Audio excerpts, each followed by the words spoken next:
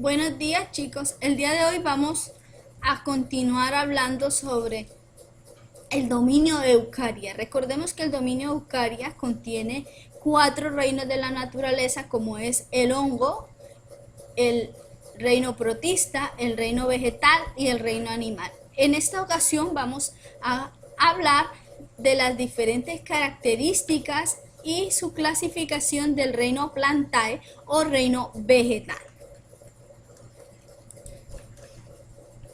Para iniciar, vamos a recordar que las plantas son eucariotas. ¿Qué quiero decir cuando hablo de eucariotas? Que están formadas por células eucariotas. Y son multicelulares. Sus células se agrupan para formar diferentes tejidos o órganos. También es importante tener presente que las plantas son autótrofas. O sea, producen su propio alimento por medio de la fotosíntesis. Entonces decíamos que las plantas preparan su alimento o fabrican su alimento por medio de la fotosíntesis. Acá observamos la raíz, los tallos, las hojas, que es donde se lleva a cabo la fotosíntesis gracias a los cloroplastos que se encuentran en las células vegetales. Entonces, para realizar este proceso, las plantas utilizan dos tejidos vasculares conocidos con el nombre de xilema, que vemos al lado izquierdo de color naranja, y el floema, que vemos al lado derecho de color azul.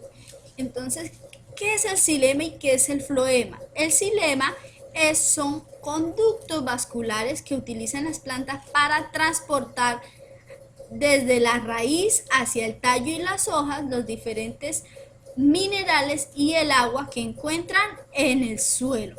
Transportan esa agua y esos minerales hacia las hojas. Allí en las hojas es donde se lleva a cabo como tal la fotosíntesis por medio de la luz solar. Entonces los cloroplastos toman la luz solar y toman también el dióxido de carbono para elaborar la glucosa, que es la savia elaborada que conocemos, o el nombre de ese alimento que producen las plantas por medio de la fotosíntesis, la glucosa. Entonces, ¿qué produce la planta por medio de la fotosíntesis? Produce glucosa y produce oxígeno, que es el que utilizamos los seres humanos para respirar.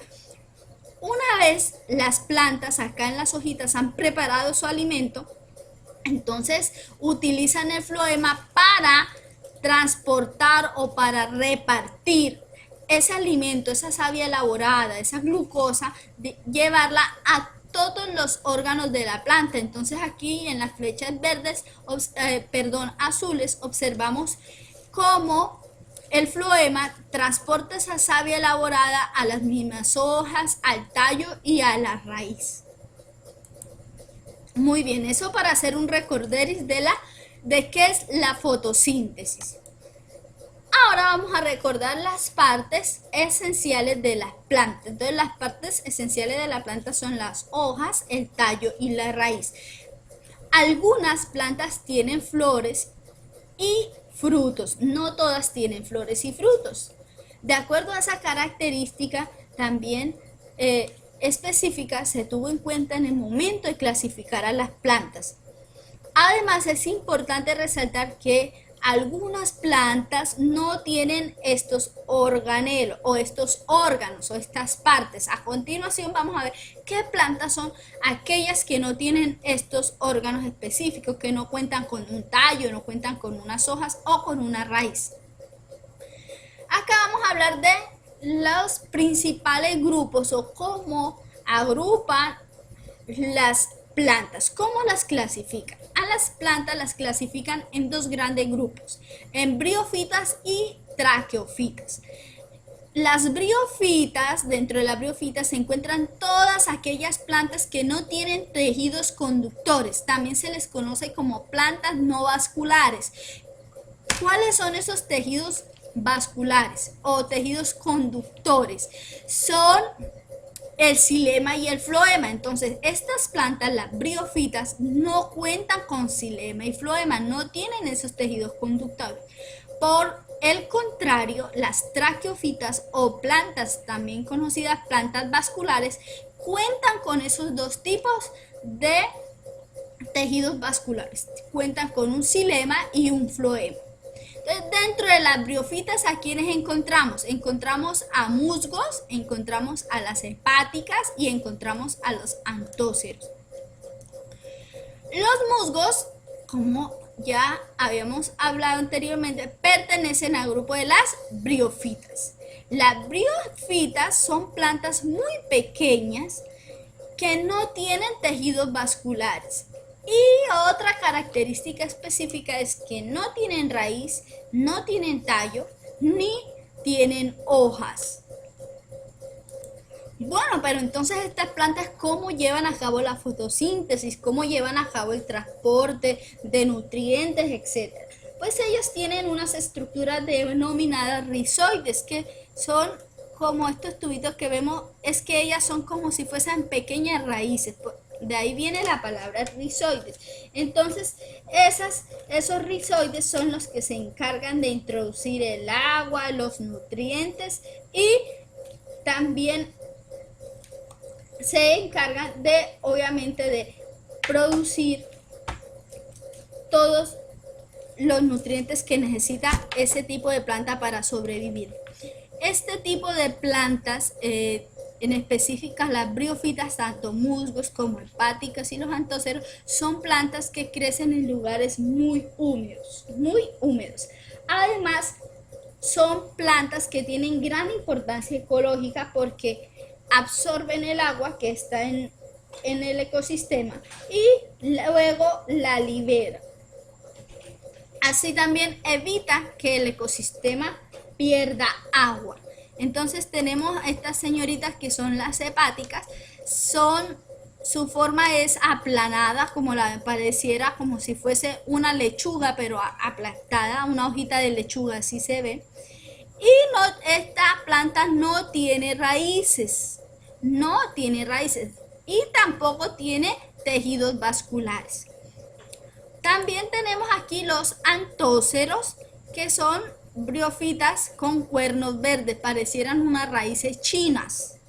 Son muy pequeñitas y solo tienen como un tallito y una hojita al final. Sabemos que ella en sí no tiene tallo ni hoja, sino tiene rizoide. Entonces, en eso consiste su rizoide. Dice que se considera que son fósiles vivientes, o sea que son plantas muy antiguas, tienen miles y miles de años de su existencia.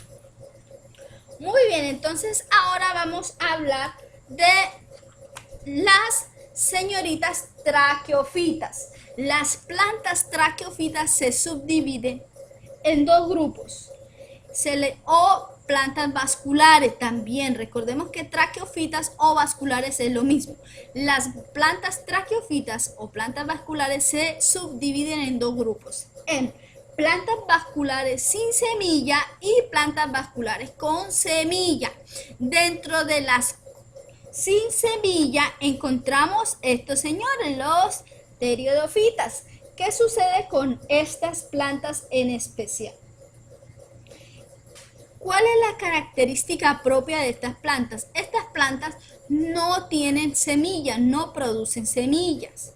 No tienen, pero ¿cómo es su forma de reproducción? Ellas se reproducen por medio de esporas. Estos punticos negros que observamos en los bordes de las hojas son esporas. Entonces, esto es como si fuese un polvillo. Ellas echan ese polvillo, cae al suelo y ahí nace una nueva planta. Muy parecido al sistema que utilizan los hongos también, que los hongos también se reproducen por medio de esporas.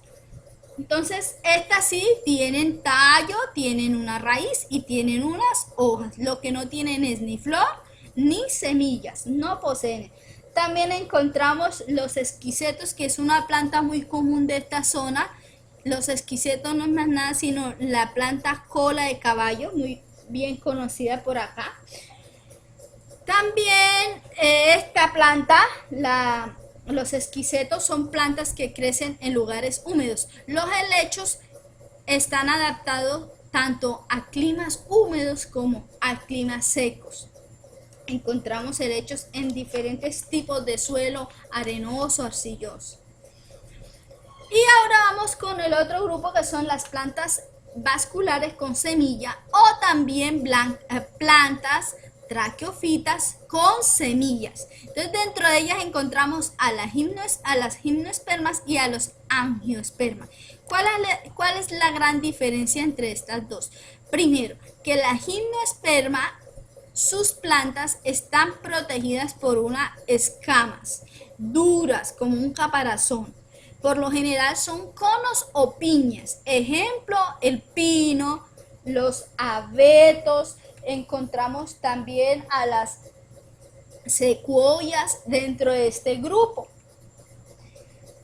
Entonces, si nosotros vamos por lo menos a un ecosistema, un bosque de coníferas, encontramos mucho este tipo de plantas.